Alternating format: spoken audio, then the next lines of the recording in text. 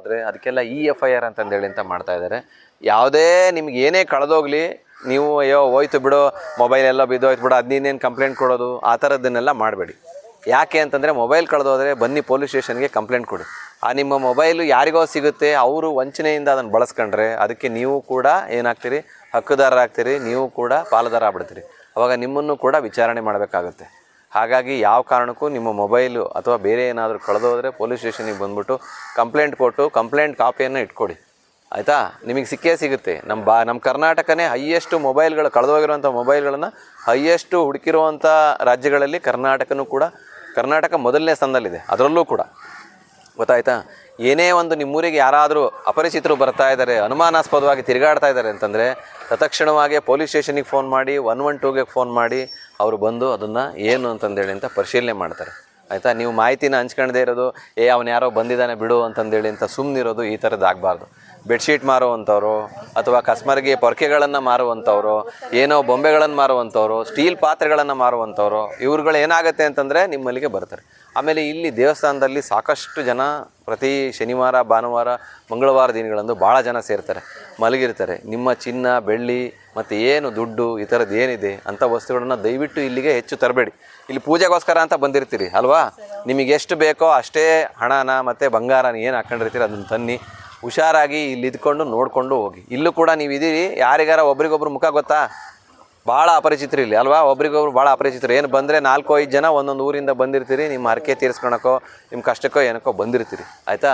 ಏನೇ ಆದ್ರೂ ಕೂಡ ನಿಮಗೆ ನಿಗಾ ಇರಲಿ. ಇಲ್ಲಂತ ಇರುವಂಥ ಇವರು ಗೌಡ್ರೆ ಸ್ಥಳೀಕರು, ನೀವು ಕೂಡ ಅವರಿಗೆ ಎಚ್ಚರಿಕೆಯನ್ನು ಮಾತುಗಳನ್ನು ಹೇಳ್ತಾ ಇರಿ, ಅರ್ಥ ಆಯ್ತಾ? ಮಲ್ಕೊಂಡಿರ್ತಾರೆ, ಯಾರೋ ಬಂದು ಚೈನ್ ಕಿತ್ಕೊಂಡು ಹೋದರೆ, ಆಯಿತಾ? ಮಲ್ಕೊಂಡಿರ್ತಾನೆ, ಯಾರೋ ಬಂದು ನಿಮ್ಮ ಪರ್ಸ್ ಕಿತ್ಕೊಂಡು ಹೋದರೆ, ಆಯಿತಾ? ಈ ಥರದ್ದೆಲ್ಲ ಪರಿಸ್ಥಿತಿಗಳಾಗ್ತವೆ. ಆಮೇಲೆ ಬೈಕ್ಗಳನ್ನು ಗಂಡು ಮಕ್ಕಳು ಏನು ಬೈಕ್ ಓಡಿಸ್ತೀರಿ ದಯವಿಟ್ಟು ಎಲ್ಲಾದರೂ ನಿಲ್ಲಿಸ್ರಿ. ಹಿಂಗೆ ಒಳಗೆ ಅಂಗಡಿ ಹತ್ರ ಹೋಗ್ತೀನಿ ಬರ್ತೀನಿ, ಇಲ್ಲೇ ಒಳಗೆ ಹೋಗಿ ಬರ್ತೀನಿ, ಅಥವಾ ಇಲ್ಲೇ ಜಮೀನಿಗೆ ಹಂಗೆ ಊಟ ಕೊಟ್ಟು ಬರ್ತೀನಿ, ಎಲ್ಲಿಗಾನ ಹೋಗಿ ಹ್ಯಾಂಡ್ ಲಾಕ್ ಮಾಡಿ, ಆಯಿತಾ? ನಿಮ್ಮ ಎಲ್ಲ ಬೈಕ್ಗಳಿಗೆ ಇನ್ಶೂರೆನ್ಸನ್ನು ಮಾಡಿಸ್ಕೊಳ್ಳಿ, ಆಯಿತಾ? ಹೆಲ್ಮೆಟನ್ನು ಕಡ್ಡಾಯವಾಗಿ ಹಾಕ್ಕೊಂಡು ಓಡಿಸಿ. ನೋಡಿದಿರಲ್ವ ಮೊನ್ನೆ ಒಂದು ವಿಡಿಯೋ, ಮಗ ಏನು ಆಕ್ಸಿಡೆಂಟ್ ಆಗಿ ಬಿದ್ದಿರ್ತಾನೆ, ಅಪ್ಪ ವಿಡಿಯೋ ಮಾಡಿ ಹೇಳ್ತಾ ಇರ್ತಾನೆ, ನಾನು 1,60,000 ರೂಪಾಯಿ ಕೊಟ್ಟು ಗಾಡಿ ಕೊಡಿಸಿದ್ದೀನಿ, ಬರೀ 1,500 ರೂಪಾಯಿ ಹೆಲ್ಮೆಟನ್ನು ತಗೊಂಡು ಹಾಕ್ಕೊಳ್ಳದೆ ಅವನು ಹೋಗಿ ಬಿದ್ದು ಇವತ್ತು ಕೋಮಾದಲ್ಲಿದ್ದಾನೆ ಅಂತಂದೇಳಿ ಅಂತ ನಿಂತ್ಕೊಂಡಿರೋಂಥ ಒಂದು ವಿಡಿಯೋ ತುಂಬ ವೈರಲ್ ಆಗಿದೆ, ಗೊತ್ತಾಯ್ತಾ? ಅದನ್ನು ನೀವು ಬಂಗಾರವನ್ನು ಮುಚ್ಚಿಟ್ಕೊಳ್ಳಿ. ಆಮೇಲೆ ಆದಷ್ಟು ಹೊರಗೆ ಕಾಣದೇ ಇರೋ ಥರ ನೀವು ಬಂಗಾರವನ್ನು ಹಾಕ್ಕೊಳ್ಳಿ, ಆಯಿತಾ? ಸಮಾರಂಭಗಳಿಗೆ ಮತ್ತು ಅಲ್ಲಿ ಇಲ್ಲಿ ಹೋಗ್ತಾ ಇರ್ತೀರಿ, ಅಥವಾ ನಿಮ್ಮ ಯಜಮಾನರುಗಳ ಜೊತೆಗೋ ಮಕ್ಕಳ ಜೊತೆಗೋ ಯಾರ್ದೋ ಜೊತೆಯಲ್ಲಿ ಹೋಗ್ತಾ ಇರ್ತೀರಿ, ಜನ ಇಲ್ಲದೇ ಇರುವಂಥ ಜಾಗಗಳಲ್ಲಿ ನಿಮ್ಮನ್ನು ನಿಲ್ಲಿಸಿ ಮಫ್ತಿ ಪೊಲೀಸರು ನಾವು ಅದನ್ನು ಬಿಚ್ಚಿ ಪೇಪರಲ್ಲಿ ಇಟ್ಕೊಳ್ಳಿ ಆ ಥರ ಅಂತಂದೇಳಿ ಅಂತ ನಿಮಗೆ ಹೇಳ್ತಾರೆ. ವಿಡಿಯೋ ಕಾಲ್ ಮಾಡಿ ಪೊಲೀಸ್ನವರು, ಆಯಿತಾ? ನಿಮಗೇನೆಂದರೆ ಪ್ರತಿಯೊಂದು ಏನು ಹೆಲ್ಮೆಟು, ಸೀಟ್ ಬೆಲ್ಟು ಇಂಥ ಉಪಕರಣಗಳನ್ನು ಏನು ಮಾಡಿದ್ದಾರೆ ಅದು ನಮ್ಮ ಸುರಕ್ಷತೆಗೋಸ್ಕರ ಮಾಡಿದ್ದಾರೆ, ಹೌದಾ ಅಲ್ವಾ? ಆಕ್ಸಿಡೆಂಟ್ ಆದರೆ ಈ ಮೊನ್ನೆ ಒಂದು ವೋಲ್ವೋ ಗಾಡಿ ಮೇಲೆ ಲಾರಿ ಬಿದ್ದು 6 ಜನ ಸತ್ತರು, ಆಯಿತಾ? ತಲೆಗೆ ಬೀಳೋದು, ಬೇರೆ ಎಲ್ಲಿಗೂ ಬೀಳಲ್ಲ, ತಲೆಗೆ ಬೀಳೋದು. ಇದೇ ಗೌಡಗೆರೆಯಲ್ಲಿ ನಿನ್ನೆ ಎಲ್ಲ ಮೊನ್ನೆ ಬಿದ್ದವರೆ.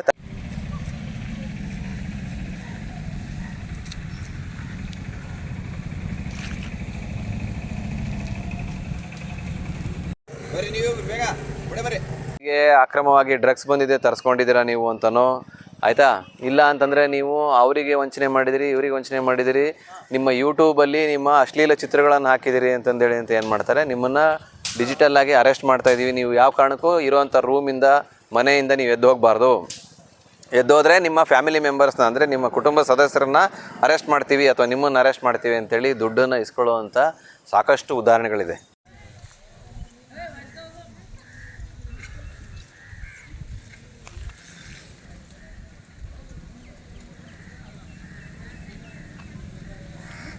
ತುಮಕೂರು ಜಿಲ್ಲಾ ಪೊಲೀಸ್ ವತಿಯಿಂದ ಶಿರಾ ಉಪವಿಭಾಗ ತಾವರೆಕೆರೆ ಪೊಲೀಸ್ ಸ್ಟೇಷನ್ ಕಡೆಯಿಂದ ಅಪರಾಧ ತಡೆ ಮಾಸಾಚರಣೆ ಅಂತೇಳಿ ಪ್ರತಿ ವರ್ಷ ಡಿಸೆಂಬರ್ನಲ್ಲಿ ಅಪರಾಧ ತಡೆ ಮಾಸಾಚರಣೆ ಮತ್ತು ಮಾದಕ ದ್ರವ್ಯಗಳ ಮಾರಾಟ ಮತ್ತು ಸಾಗಾಣಿಕೆ, ಸೇವನೆ ಇದೆಲ್ಲ ವಿಷಯವಾಗಿ ಏನು ಉಪಯುಕ್ತವಾದ ಮಾಹಿತಿ ಇರುತ್ತೆ ಅದನ್ನು ಕೊಡ್ತೀವಿ, ಆಯಿತಾ?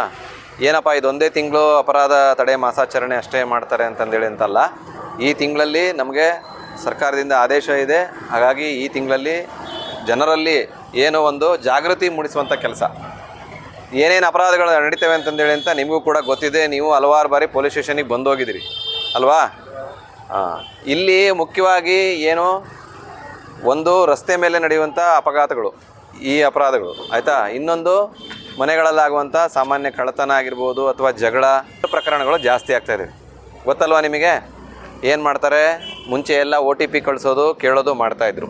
ಈಗೆಲ್ಲ ತುಂಬ ಹೊಸದಾಗಿ ಏನು ಮಾಡ್ತಾಯಿದ್ದಾರೆ ಅಂದರೆ ಡಿಜಿಟಲ್ ಅರೆಸ್ಟ್ ಅಂತೇಳಿ ಪ್ರತಿದಿನ ಪೇಪರಲ್ಲಿ ನೋಡ್ತೀರಿ, ಕೋಟ್ಯಾಂತರ ರೂಪಾಯಿ ಕಳ್ಕೊತಾ ಇದ್ದಾರೆ. ಡಿಜಿಟಲ್ ಅರೆಸ್ಟ್ ಅಂತಂದೇಳಿ ಸುಮ್ಮನೆ ಪೊಲೀಸ್ ವೇಷದಲ್ಲಿ ವಿಡಿಯೋ ಕಾಲ್ ಮಾಡುವಂಥದ್ದು ಅಥವಾ ಜಡ್ಜ್ಗಳ ವೇಷದಲ್ಲಿ ವಿಡಿಯೋ ಕಾಲ್ ಮಾಡುವಂಥದ್ದು ಅಥವಾ ಟ್ರಾಯ್ ಅಂತೇಳಿ ಅಂದರೆ ಏನು ಈ ಟೆಲಿಫೋನ್ ಕನೆಕ್ಷನ್ ಕೊಡ್ತಾರಲ್ಲ ಅವರು, telecom regulator authority of India ಅಂತಂದೇಳಿ ಅಂತ ಏನಿದೆ, ಟ್ರಾಯ್ ಅಂತಂದೇಳಿ ಅಂತ ನಿಮಗೆ ಏನು ಈ ಒಂದು ಮೊಬೈಲ್ ನೆಟ್ವರ್ಕನ್ನ ನಿಮ್ಮ ಮನೇಲಿ ಹಾಕ್ಕೊಡ್ತೀವಿ ಅಥವಾ ನಿಮ್ಮ ಮೊಬೈಲು ಎರಡೆರಡು ಕಡೆ ಯೂಸ್ ಆಗ್ತಾ ಇದೆ ಆಯಿತಾ, ಅದರಲ್ಲಿ ಒಂದು ನಂಬರ್ನ ಬ್ಲಾಕ್ ಮಾಡ್ತೀವಿ ಅಂತ ಅನ್ನೋದು, ಅಥವಾ ನಾವು ಬಾಂಬೆ ಪೊಲೀಸ್ನವರು ನಿಮಗೆ ಗಾಂಜಾ ಬಂದಿದೆ ಅಂತನೋ ಅಥವಾ ಈ ಥರದ್ದು ಏನೋ ಒಂದು, ಅಥವಾ ನಿಮ್ಮ ಅಶ್ಲೀಲ ಚಿತ್ರಗಳನ್ನು ನಾವು ನಿಮ್ಗೆ ಅಪ್ಲೋಡ್ ಮಾಡಿದ್ದೀರಿ ಹಾಗಾಗಿ ನಿಮ್ಮ ಮೇಲೆ ಕೇಸ್ ಆಗಿದೆ ಅಂತ. ಈ ರೀತಿ ಸಾಕಷ್ಟು ಸೈಬರ್ ವಂಚನೆ ಪ್ರಕರಣಗಳು ಇತ್ತೀಚಿನ ದಿನಗಳಲ್ಲಿ ಜಾಸ್ತಿ ಆಗ್ತಾಯಿದ್ದಾವೆ ಆಯಿತಾ. ಈ ಥರ ಸೈಬರ್ ವಂಚನೆ ಪ್ರಕರಣಗಳಿಗೆ ನೀವು ಬಲಿಯಾಗಬಾರ್ದು ಅಂದರೆ ಮೊದಲನೇದಾಗಿ ದಯವಿಟ್ಟು ನೀವು ನಿಮಗೆ ಯಾವುದೇ ಭಾಷೆ ಬರಲಿ, ಈಗ ಇಲ್ಲಿ ಹಿಂದಿಯವರಿದ್ದಾರೆ ಆಯಿತಾ, ಕೆಲವರಿಗೆಲ್ಲ ಹಿಂದಿ ಬರುತ್ತೆ ಅಲ್ವಾ, ಕೆಲವರಿಗೆಲ್ಲ ಅಲ್ಪ ಸ್ವಲ್ಪ ಇಂಗ್ಲೀಷ್ ಬರುತ್ತೆ. ನಮ್ಮ ಗುಣ ಏನು ಅಂದರೆ ಹಿಂದಿ ಬರೋರ ಹತ್ರ ಹಿಂದಿ ಮಾತಾಡ್ತೀವಿ, ಇಂಗ್ಲೀಷ್ ಬರೋರ ಹತ್ರ ಇಂಗ್ಲೀಷ್ ಮಾತಾಡ್ತೀವಿ, ಬರದೇ ಇದ್ದರೂ ಕೂಡ ಟ್ರೈ ಮಾಡ್ತಾ ಇರ್ತೀವಿ ಮಾತಾಡೋಕ್ಕಲ್ವಾ.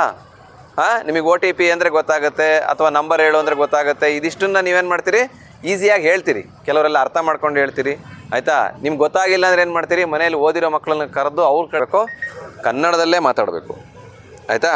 ಮೊದಲನೇದಾಗಿ ಕನ್ನಡದಲ್ಲೇ ಮಾತಾಡಿ. ಎರಡನೇದಾಗಿ ಯಾವುದೇ ಕಾರಣಕ್ಕೂ ಆತಂಕಕ್ಕೆ ಒಳಗಾಗಬೇಡಿ.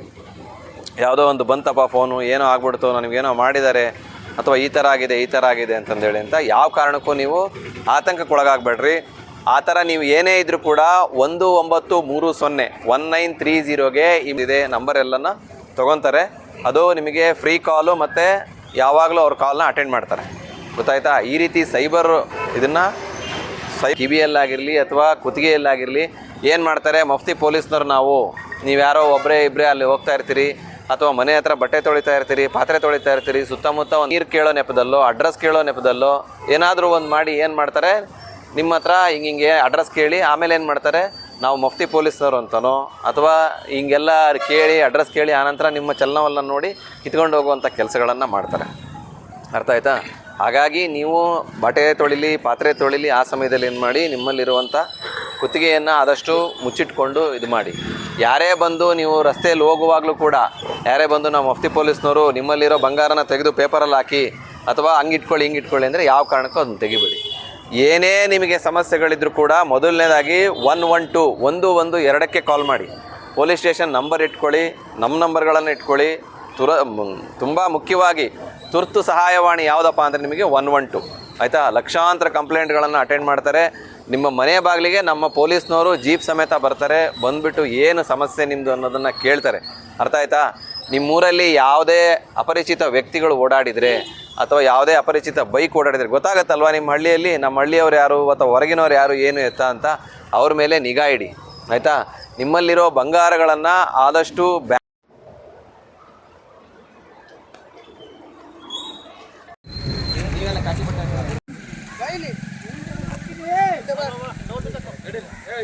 ಗಲಾಟೆ ಆಯಿತಾ, ಜಮೀನು ವಿಷಯಕ್ಕೆ ಸಂಬಂಧಪಟ್ಟಂಗೆ ಈಗೆಲ್ಲ ಸೈಬರ್ ಅಪರಾಧಗಳು ಜಾಸ್ತಿ ಆಗಿದ್ದಾವೆ. ಮತ್ತು ಈ ಅಂಥದ್ದು ನೀವು ಪಾತ್ರೆ ಬೆಳಗುವಾಗ, ಬಟ್ಟೆ ತೊಳೆಯುವಾಗ ಅಥವಾ ನೀವು ಯಾವುದಾದ್ರೂ ಜಮೀನಿಗೆ ಹೋಗುವಾಗಲೋ ಅಥವಾ ಎಲ್ಲಾದರೂ ನೀವು ದೇವಸ್ಥಾನಗಳಿಗೆ ಹೋಗುವಾಗಲೋ ಏನು ಮಾಡ್ತಾರೆ, ನೀವು ಹಾಕ್ಕೊಂಡಿರೋ ಬಂಗಾರವನ್ನು ಬಂದು ನಾವು ಮಫ್ತಿ ಪೊಲೀಸ್ನವರು ಅಥವಾ ನಾವು ಕ್ರೈಮ್ ಪೊಲೀಸ್ನವರು ಅಥವಾ ಈ ರೀತಿ ನಾವು ಎಚ್ಚರಿಕೆ ಕೊಡ್ತಾ ಇದ್ದೀವಿ, ನಿಮಗೆಲ್ಲ ಅವೇರ್ನೆಸ್ ಮೂಡಿಸ್ತಾ ಇದ್ದೀವಿ ಅಂತೇಳಿ ಏನು ಮಾಡ್ತಾರೆ, ನಿಮ್ಮಲ್ಲಿರೋ ಬಂಗಾರನ ಕಿತ್ಕೊಂಡು ಹೋಗ್ತಾರೆ.